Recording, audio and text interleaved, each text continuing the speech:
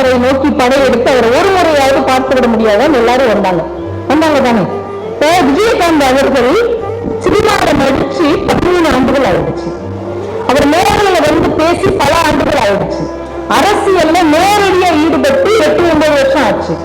அவர் யாருக்கிட்டையும் இப்ப அவர் பேசவே இல்லை, யாரையும் பார்க்கவே இல்லை. ஆனால் அந்த மனிதன் இறந்த உடனே எங்கெங்கேயே இருக்கிற மக்கள் எல்லாம் ஓடி வருகிறார்கள்.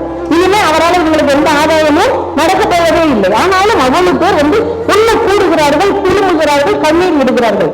என்ன செஞ்சார் அவரு? சாப்பாடு போட்டாங்க சார். அவர் வந்தவங்களுக்கு எல்லாம் பசி அறிந்து சாப்பாடு போட்டாரு. பசிக்கும் என்கின்ற உணர்வை அறிந்திருந்தார். அதனால அவருக்கு முன்னாடி இன்னும் ஒரு சொட்டு கண்ணீர் விடுகிறார். இல்ல எல்லாருக்கும் பொருள் கொடுக்கிறவங்க என்ன சொல்லுவான்? அவர் பொருள் உதவி செஞ்சாருங்க, இவர் 10 பிள்ளைகளை படிக்க வச்சாருங்க, இந்த வீடு இல்லாதவங்களுக்கு இவர் வீடு கட்டி கொடுத்தாருங்க அப்படி சொல்லுவோம். நம்ம சாப்பாடு போட்டவங்க நம்ம தமிழ் இலக்கியம் என்ன சொல்ல தெரியுமா? உண்டி கொடுத்தோர் உயிர் கொடுத்தோரோ என்று சொல்வதுதான் இந்த மண்ணின் அறம். நீங்க என்ன வேணா பொருள் கொடுங்க, கோடி கணக்குல கூட உதவி செய்யுங்க. ஆனா பசிச்ச நேரத்துல ஒரு ரூபாய் சாப்பாடு போடுறீங்க இல்லையா, அதுதான் இந்த மண்ணின் அறமாக அன்றைக்கிலிருந்து இன்றைக்கு வரைக்கும் கொண்டாடப்படுகிறது.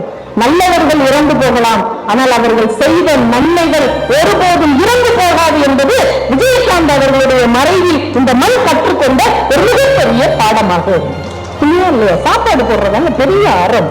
அவனுக்கு பசிக்கும், எனக்கு பசிக்கிற மாதிரி அவனுக்கு பசிக்குங்கிற உணர்வு எத்தனை பேருக்கு நமக்கு இருக்கிறது?